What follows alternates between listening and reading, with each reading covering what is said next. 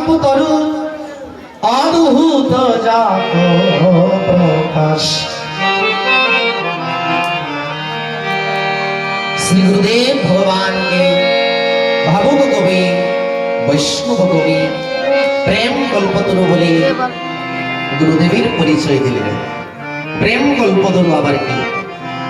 আমরা তো কল্পতরু শুনেছি, কল্পতরু শব্দের অর্থ কি আর প্রেম কল্পতরু শব্দের অর্থ কি? গুরুবন্দনা এই প্রথম পদে সমস্ত গুরুবন্দনার সার এই প্রথম লাইনের মধ্যে জড়াই নিতে। প্রেম কল্পতরু এবং কল্পতরু দুটি। কল্পতরু শব্দের অর্থ হচ্ছে প্রার্থী যদি কল্পতরুর সম্মুখীন হয়, কল্পতরু মানে একটা গাছ, যে কল্পতরু স্বর্গরাজ্যে পাওয়া যায়, সেই গাছের সম্মুখীন হয়ে যদি প্রার্থী কিছু কামনা করে, প্রার্থী যখন কল্পতরুর সম্মুখীন হয়ে দাঁড়াবে এবং কল্পতরুর কাছে যাই কামনা করবে, কল্পতরু তার কামনা পূর্ণ করবে। বুঝতে পারছেন তো কথা? কল্পতরুর মধ্যে এই গুণ, যে যা চায় কল্পতরু তাকে তা দিতে পারে, সেই ক্ষমতা কল্পতরুর মধ্যে আছে। কল্পতরুর কাছে, আচ্ছা মনে করুন কল্পতরু আমাদের সম্মুখেই আছে, আমরা দাঁড়িয়ে আছি কল্পতরুর সম্মুখে। এখন কল্পতরুর কাছে যা চাই তাই মিলবে। যদি কোনো মানুষ শুনে যে কল্পতরুর সম্মুখে আমার দাঁড়িয়ে আছে কল্পতরু, এবং চাইব কি, যখনই বুদ্ধিহীন মানুষ যখনই শুনবে কল্পতরুর কাছে যা চাই তাই মিলবে, তখন তার চাওয়াটা কতটুকু থাকবে? যায়নি তাই। কল্পতরু যদি সম্মুখে আমরা দাঁড়াই, আমরা কতটুকু চাইবো কল্পতরুর কাছে? হয়তো 3 তলার জায়গায় 17 তলার বাড়ি একটা, তাই তো? 3 তলার জায়গায় মনে করুন 17 তলার একটা বাড়ি চাইলেন, ঐশ্বর্য চাইলেন, সম্মান চাইলেন, প্রতিষ্ঠা চাইলেন, আর কতটুকু চাইবেন? আর কি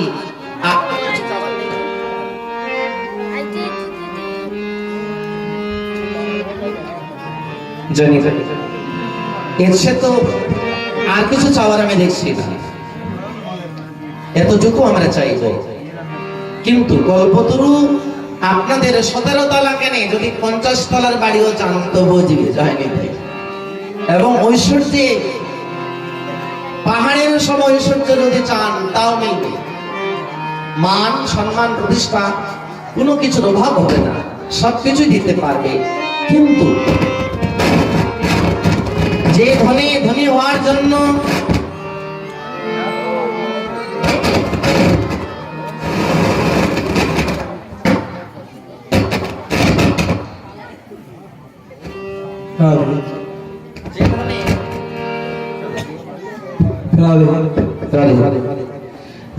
ধনী হওয়ার জন্য সাক্ষাৎ সৃষ্টিকর্তা ব্রহ্মা চতুর্মুখী হরিনাম করে,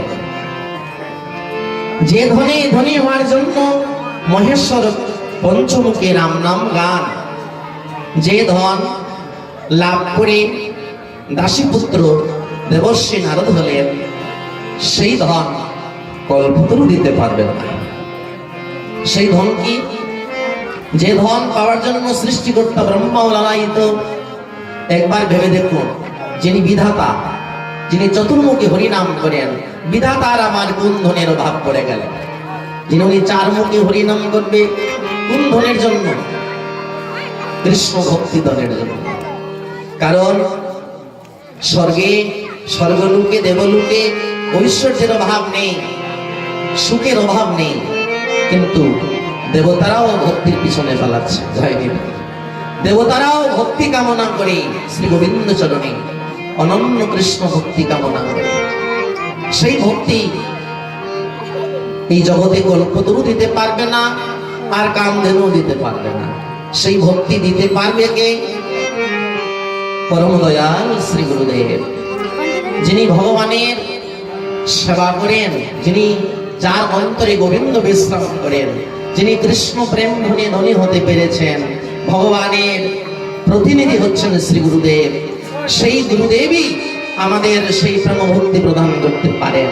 অন্যথা অন্য কোনো পদ্ধতিতে অন্য কোনো উপায়ে আমরা সেই ভক্তি লাভ করতে পারি না। একমাত্র গুরু কৃপায়। গুরুদেবের এমন শক্তি, আমরা তো গুরুকে মনুষ্য জ্ঞান করি, কত অপরাধ আমরা গুরুচরণী করে ফেলি, কিন্তু গুরুদেব যা দিতে পারবে এই ব্রহ্মাণ্ডে কারো ক্ষমতা নেই তা প্রদান করার, জয়নি তাই বলি। গুরুদেব যদি মস্তকে হাত রেখে আশীর্বাদ করে বলে তুমি কৃষ্ণ পাবে, তো মনে করুন আপনি পেলেন, জয়নি তাই। যদি মহাত্মা কোন গুরু বৈষ্ণব মস্তকে হাত দিয়ে যদি আশীর্বাদ করে তুমি কৃষ্ণ পাবে, তো তার গ্যারেন্টি আপনি আজও পেতে পারেন আর কালও পেতে পারেন, জয়নি তাই। তার প্রমাণ রামলীলার সবরী মাতা, যিনি প্রাণ ভরে গুরুর সেবা করেছিলেন, মাতঙ্গ ঋষিবর, ঋষি মাতঙ্গের কৃপায় সবরী রাম পেয়েছিলেন না? মাতঙ্গ ঋষির কৃপায় সবরী মা রাম ভগবান সাক্ষাৎ জগৎপতি ভগবানের দর্শন পেয়েছিলেন। কেন পেয়েছিলেন? সাধু সেবা প্রভাবে, গুরু ভক্তির প্রভাবে। একমাত্র গুরু ভক্তির প্রভাবে আমরা সেই ভক্তি লাভ করতে পারবো। যে জন্য গুরু ভজে সেই কৃষ্ণ ভক্তির অধিকারী, সেই ভক্তি পাবে। তাই মহাজন শ্রী গুরুদেবকে প্রেম কল্পতরু বললেন, যিনি প্রেম ধন দান করতে পারেন। এই জগতে এই ধন আর কেহ দিতে পারবে না। জড়জাগতিক ধন সবাই দিতে পারে, কিন্তু ভক্তি ধন একমাত্র গুরু ছাড়া এই জগতে দেওয়ার মতো কারো সামর্থ্য নেই। তাই মহাজন বড় বুদ্ধিমান, গুরুর চরণে কি চাইলেন শুনুন।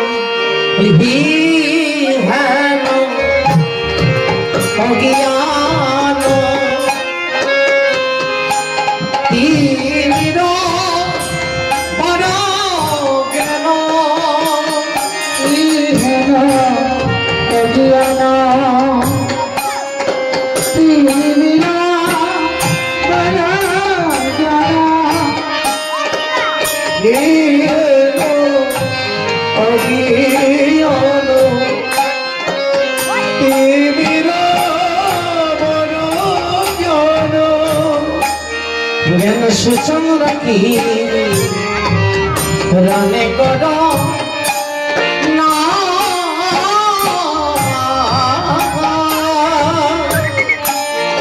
সুচন্দ্র কি রানে কর,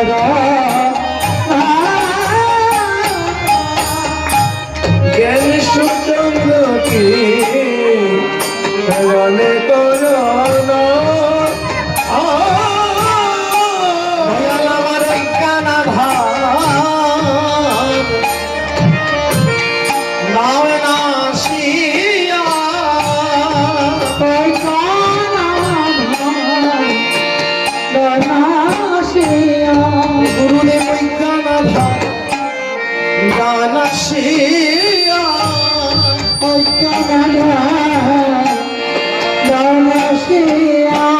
তোমার জ্ঞান সূচন কিরণে আমার অজ্ঞান আধার দাও নাসিয়া।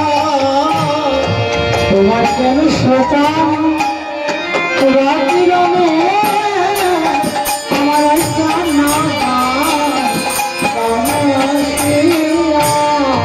জ্ঞান সূচন সুচন্দ্র কিরণে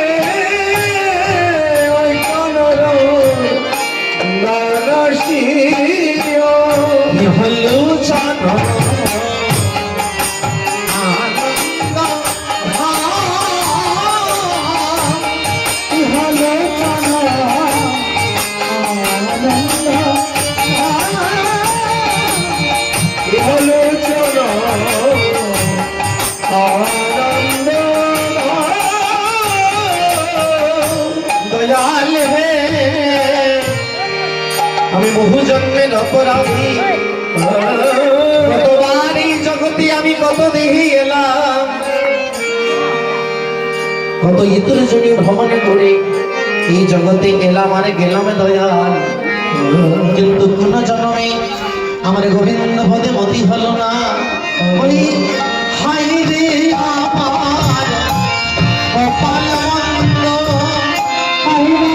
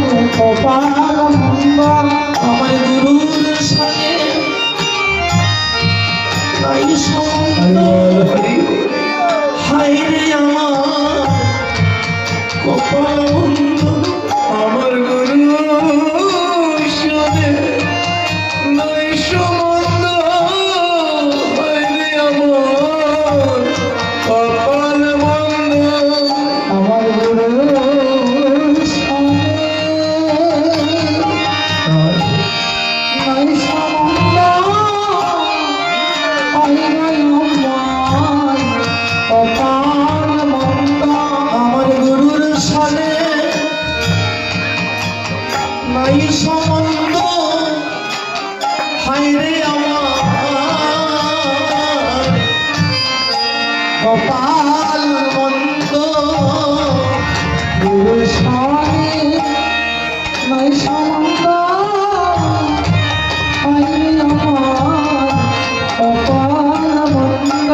আমি গুরু কি ধন চিনলাম না রে আমি গুলে আমি কয়বার এলাম কয়বার গেলাম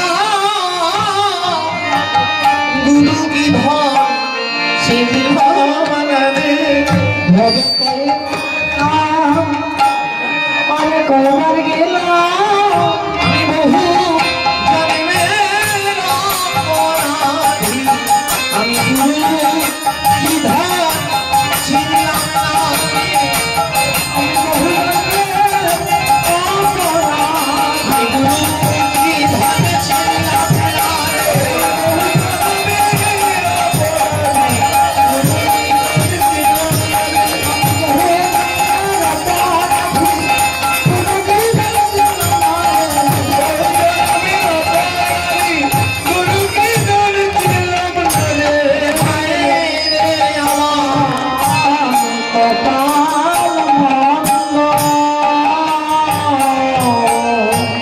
এই জগতে যার গুরুচরণে মতি হলো না, যার সাধু চরণে মতি হলো না, ভগবানের ভক্ত চরণে যার রতি হলো না, সে হচ্ছে বড় দুর্ভাগ্যহীন, যার কপালটা বড় মন্দ।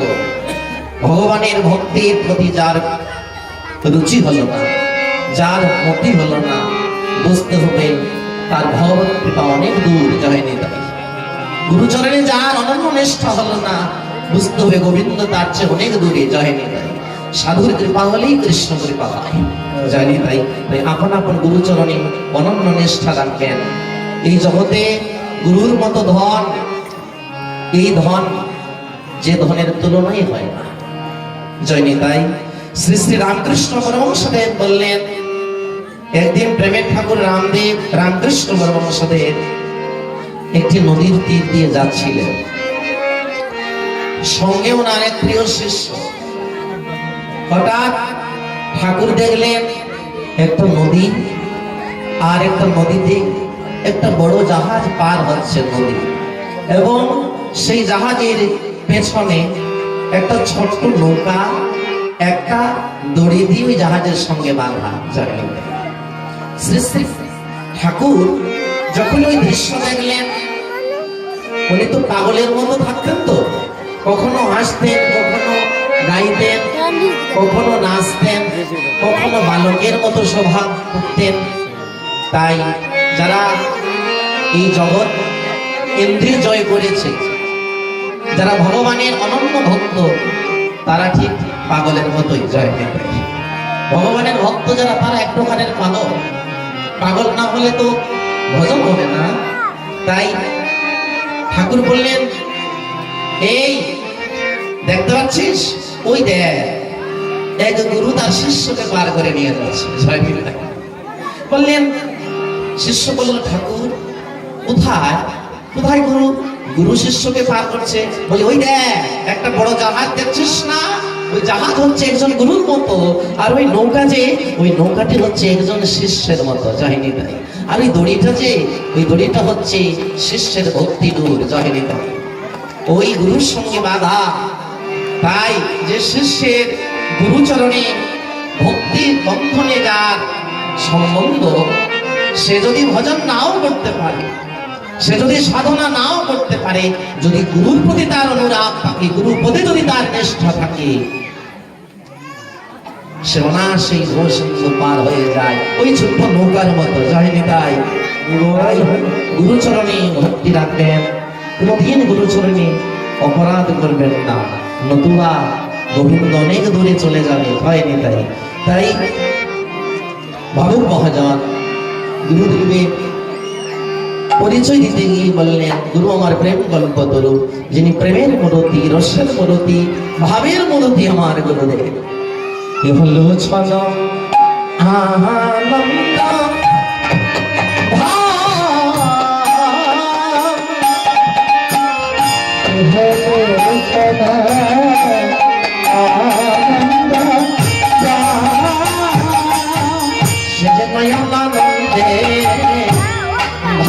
রে ভাই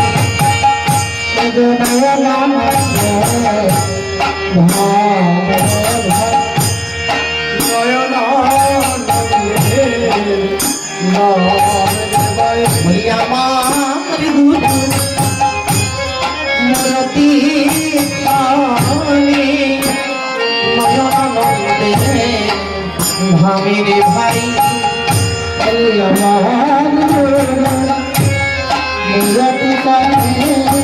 ওরে দেখলে জোড়ায় যায় আমার গুরু দেখলে নয়ন জোড়ায় যায় আমার গুরু সে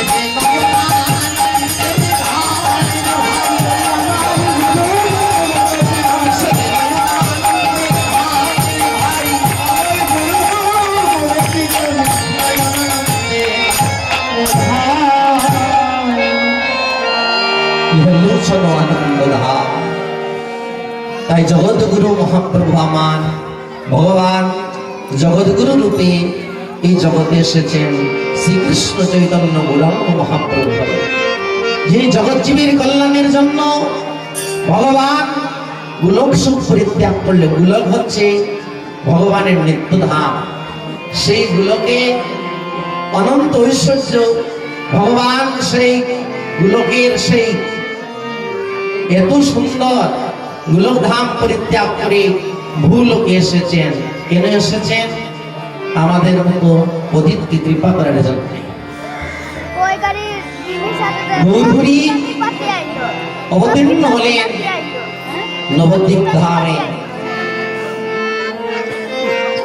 রাধার প্রণয় মহিমা জগৎকে জানানোর জন্য তিনটি উদ্দেশ্য নিয়ে শ্রী রাধারানীর প্রেমঋণ সুখ, রাধার প্রণয় মহিমা। দ্বিতীয় উদ্দেশ্য হচ্ছে আমি তো ভগবান, ভক্ত আমাকে ভজন করে সুখ পায়, কিন্তু আমি তো নিজেই বুঝতে পারিনি আমার মধ্যে কি আছে।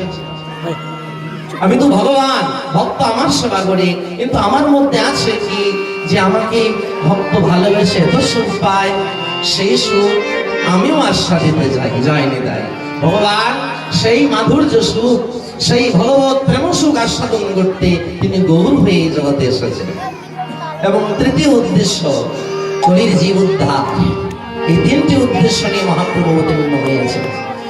এই অবতার এই কলিকালকে ধন্য করে দিয়েছে। সত্য, ত্রেতা, দ্বাপর, কলি, এই চার যুগের মধ্যে তিন যুগকে ধন্য বলা হয়নি, ধন্য বলা হয়েছে এই কলিকালকে। কেন বলা হয়েছে? এই কলিকালে আমার মহাপ্রভু এসেছেন, এমন এক অবতারের প্রকট হয়েছে এই কলিকালে, যে অবতার কোন কল্পে হয়নি আর হবেও না। তাই প্রভু আমার নবদ্বীপে এলেন, এসে হরিনাম প্রচার করতে লাগলেন। নিত্যানন্দ প্রভুকে বললেন, দাদা আমার একটা বাসনা তুমি পূর্ণ করবে? নিত্যানন্দ প্রভু বললেন, বল কি বাসনা? দাদা এই কলির যে কৃষ্ণ গোলামে তুমি, এটাই হচ্ছে আমার বাসনা, তুমি পূর্ণ করবে তো? নিতাই চাঁদ বললেন, ঠিক আছে তাই হবে। অযাচিত হয়ে দাঁড়িয়ে দাঁড়িয়ে হরিনাম প্রচার করতে লাগলেন। বলি অযাচিত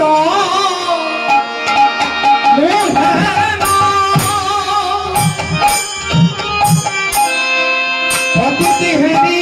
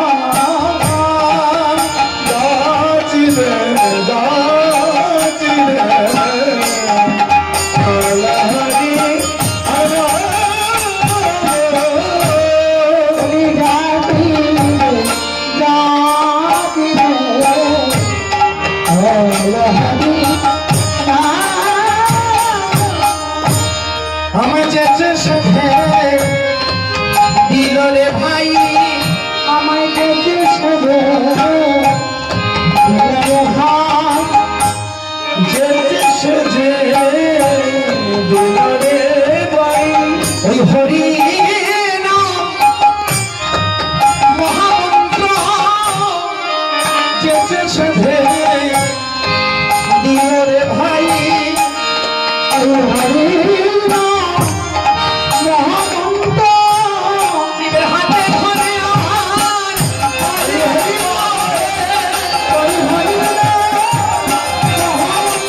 জীবের হাতে ধরে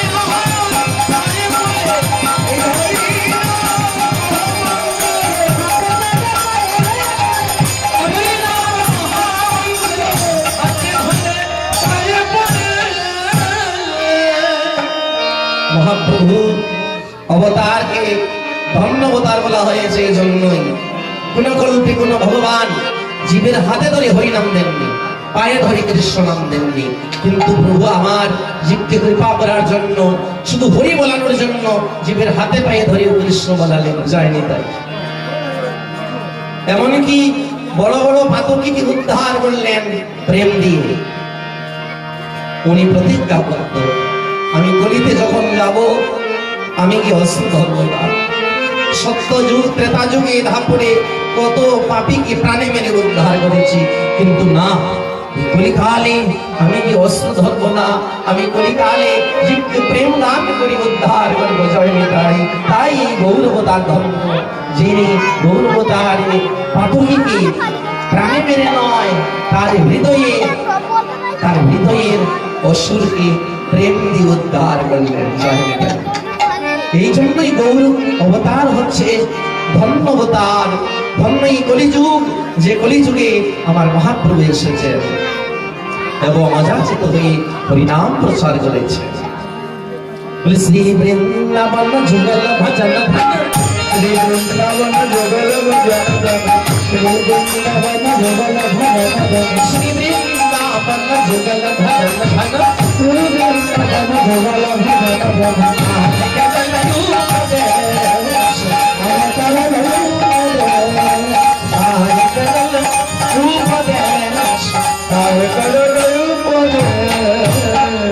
নিরমল গৌর প্রেমারস সিঞ্চন, নিরমল গৌর প্রেমারস সিঞ্চন, নিরমল গৌর প্রেমারস সিঞ্চন, নিরমল গৌর প্রেমারস সিঞ্চন, মুরল সভমন আশ, মুরল সভমন সচদ নাম তুঝে ধনি না হাওল, সচদ নাম তুঝে ধনি না হাওল, সচদ নাম তুঝে ধনি না হাওল, সচদ নাম তুঝে ধনি না হাওল। বৈষ্ণব দাস, বৈষ্ণব দাস, দাঁড়িয়ে ভব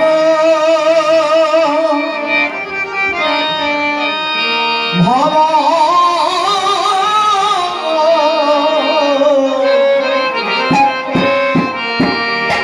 নদী তীরে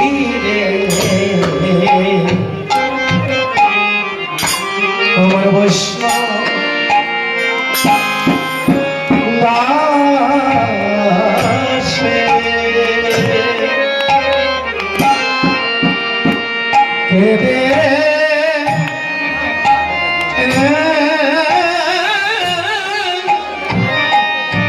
কেঁদে বলে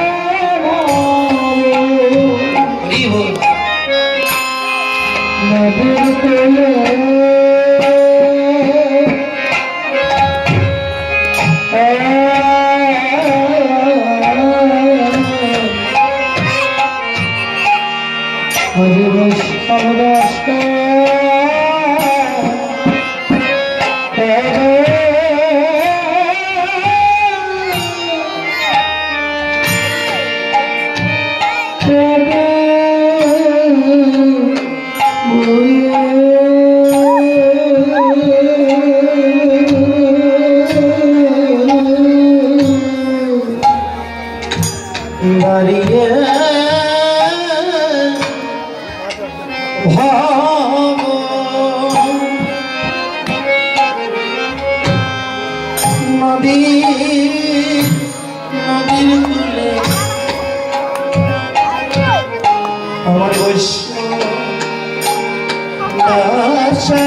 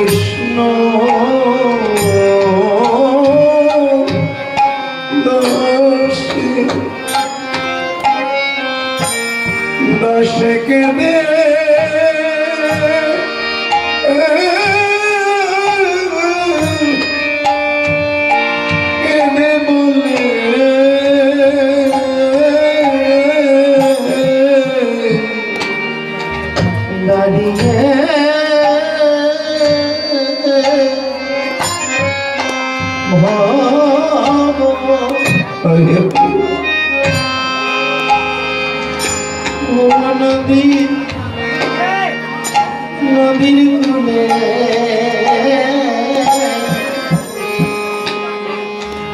আমার বৈষ্ণব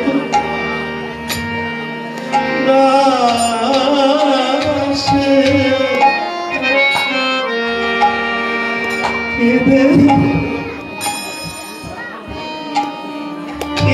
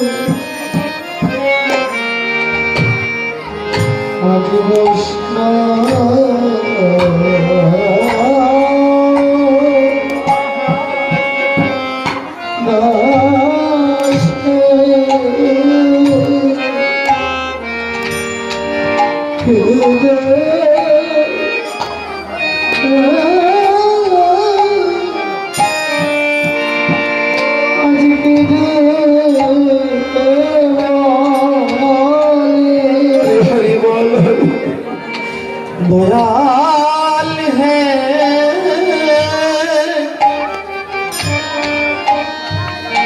আমি এই ভুব সুন্দরী তীরে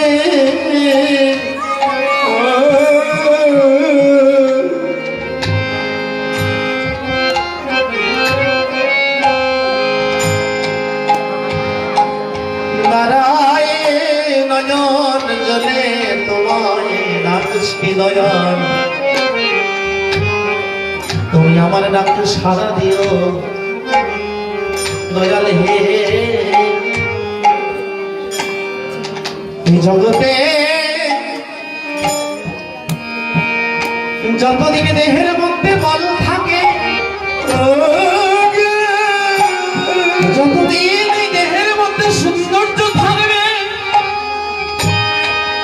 ততদিন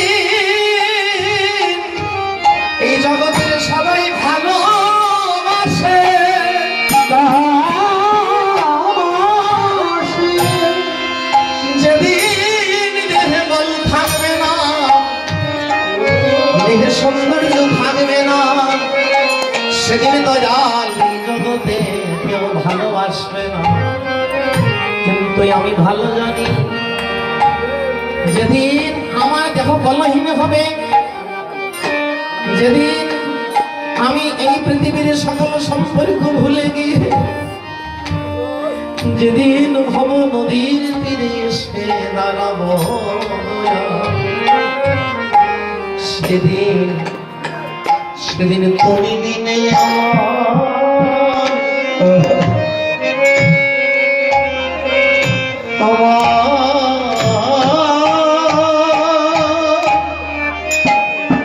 আমার কেউ থাকবে না। সেদিন তুমি বিনে আমার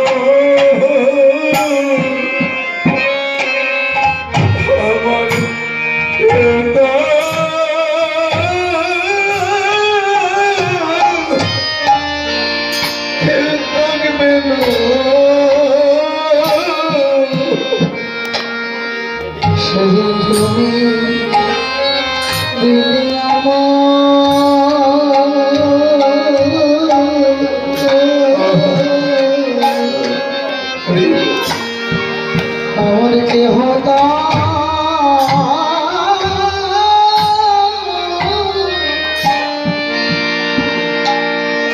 और के होता बेना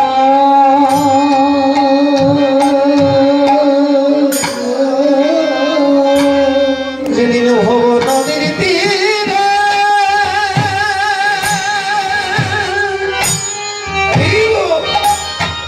আমার নদীর তীরে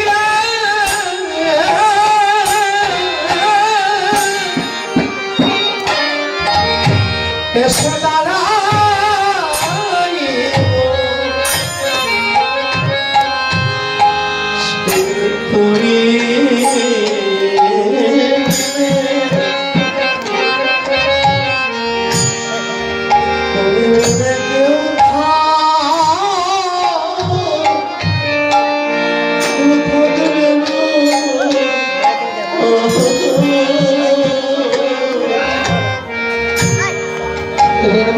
নদীর তীরে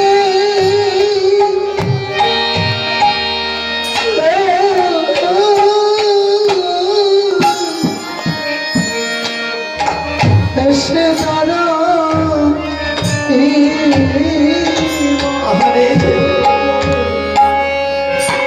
সেদিন তুমি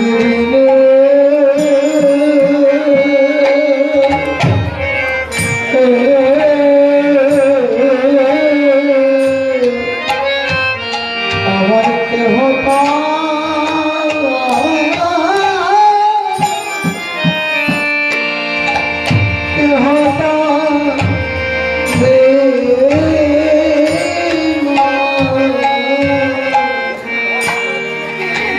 নদীর তীরে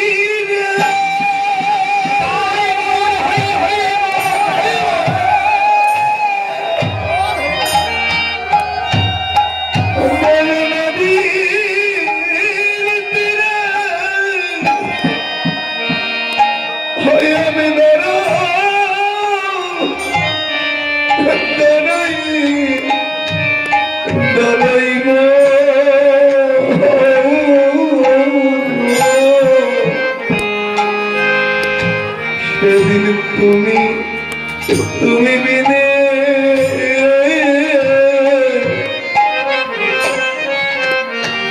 কেউ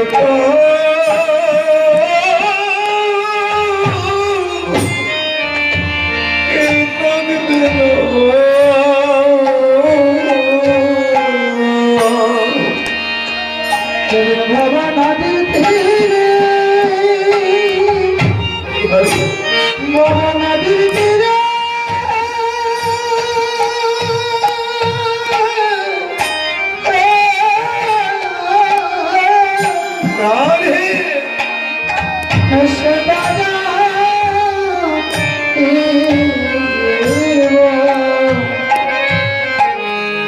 সেদিন তুমি বিনে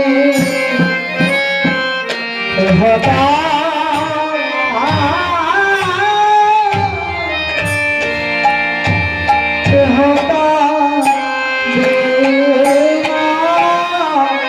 দয়াল সেদিন আমায়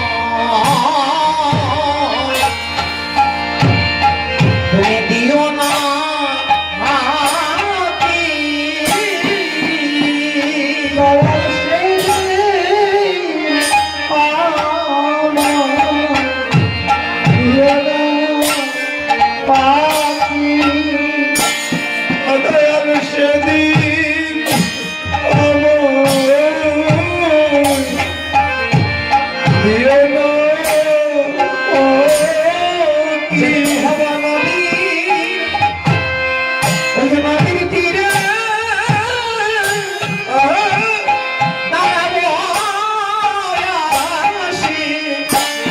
দয়াল সেদিন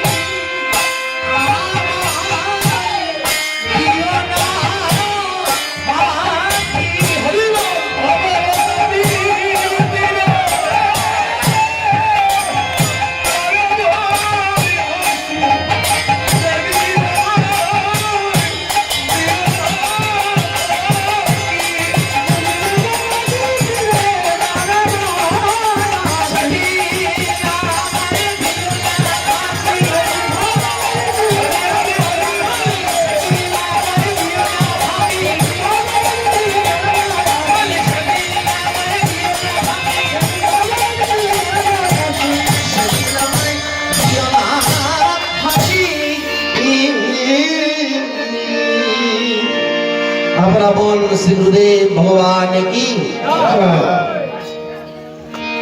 এবার যে উদ্দেশ্য নিয়ে আমরা এই আঙ্গিনায় এসেছি, সে উদ্দেশ্য হচ্ছে অধিবাস কীর্তন। অধিবাস, অধিবাস শব্দের অর্থ হচ্ছে আহ্বান, মহাপ্রভুকে আহ্বান করা। সেই শক্তি তো আমাদের মতো কীর্তনিয়ার নেই।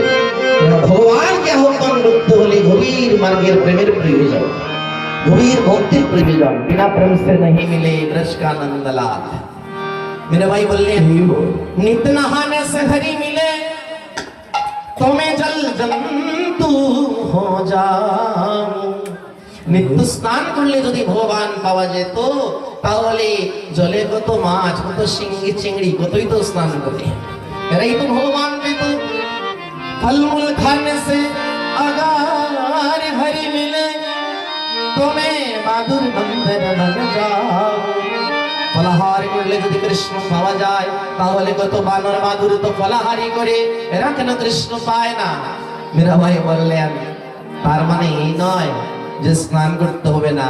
স্নান করুন, ভগবানের দর্শন করতে হলে স্নান করতে হবে, কিন্তু যদি ভগবত সেবার উদ্দেশ্য না নিয়ে যদি এই দেহের জন্যই যদি কেউ স্নান করে, সেই স্নানে ভগবত প্রাপ্তি হবে না। যদি ভগবানের সেবার জন্য যদি কেউ স্নান করে সেই স্নানই কাজে লাগবে। যার জন্য বললেন বিনা প্রেম সে नहीं मिले ब्रज का नंद लाला। তাই প্রেম হচ্ছে মূল বিষয়, আর সেই প্রেম সঞ্চয় করার চেষ্টা রাখবেন যাতে ভগবানকে ডাকলে গোবিন্দ সাড়া দেয়। জয় নিতাই। তাই আমরা আজ সেই প্রেমময় ভগবান গৌর হরিকে আঙ্গিনায় আহ্বান করব, যিনি সংকীর্তনের পিতা। সংকীর্তন হচ্ছে আমার মহাপ্রভুর পুত্র, আর সংকীর্তনের পিতা হচ্ছেন আমার গৌর হরি, সংকীর্তনের মাতা হচ্ছেন আমার গৌর হরি। জয় নিতাই। তাই আসুন আমরা সবাই মিলে আমার প্রেমময় ভগবান গৌর হরিকে এই আঙ্গিনায় আমরা আহ্বান করি। এসো এসো নবদ্বীপ রায়, দেখো দিন ডাকছে হে তোমারে।